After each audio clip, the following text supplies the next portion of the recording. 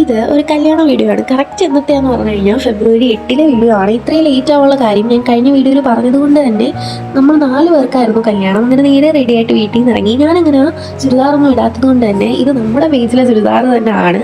അങ്ങനെ അതിട്ട് നേരെ നമ്മൾ ബസ് കിടന്നിടത്തോട്ട് വന്ന് നിന്നു. അപ്പോഴാണ് നമുക്ക് 4 പേരാണല്ലോ പോകുന്നത്, അതുകൊണ്ട് തന്നെ നമുക്ക് ഒരാളും കൂടി വരാനുണ്ടായിരുന്നു. അങ്ങനെ നമ്മൾ അടുത്ത ബസ്സിലാണ് പോയത്. തിരക്ക് കാരണം അമ്മ, ഇക്കു, ഞാൻ, ആമിന, ഞങ്ങൾ 4 പേർക്കായിരുന്നു കല്യാണം. ആരെ കല്യാണം എന്ന് ചോദിച്ചു കഴിഞ്ഞാൽ ഇക്കുവിൻ്റെ ക്ലോസ് ഫ്രണ്ടിൻ്റെ കല്യാണമായിരുന്നു. അസർ എന്നാണ് ആളുടെ പേര് വരുന്നത്. ഇക്കുവിനെ മാത്രമല്ല, ഞങ്ങൾക്ക് എല്ലാവർക്കും അറിയാവുന്ന അത്രയും പരിചയമുള്ളതായതുകൊണ്ട് തന്നെ ഈ ഒരു കല്യാണം നമുക്ക് അത്രയും സ്പെഷ്യൽ ആയിരുന്നു. അങ്ങനെ നമ്മൾ ചെന്നപ്പോഴത്തേക്ക് നമ്മുടെ കല്യാണ ചെറുക്കൻ, അതായത് അസറിക്കാട് വെൽക്കം നടക്കുമായിരുന്നു. അങ്ങനെ നേരെ നമ്മൾ ആ ഒരു ചടങ്ങ് കഴിഞ്ഞു. അത് അസറിക്കാട് സിസ്റ്ററാണ് കേട്ടോ.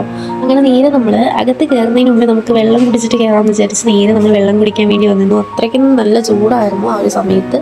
അങ്ങനെ നേരെ നമ്മൾ അത് കഴിഞ്ഞിട്ട് കല്യാണം കാണാമെന്ന് പറഞ്ഞ് നേരെ നമ്മൾ മുകളിലോട്ടാണ് പോയിരുന്നത്. അപ്പോഴത്തേക്ക് അവിടെ ആരും വന്നിട്ടില്ലായിരുന്നു. അങ്ങനെ കുറേ നേരം അവിടെ നിന്നപ്പോഴത്തേക്ക് പിന്നെ പെണ്ണിൻ്റെ എൻട്രി ആയിരുന്നു.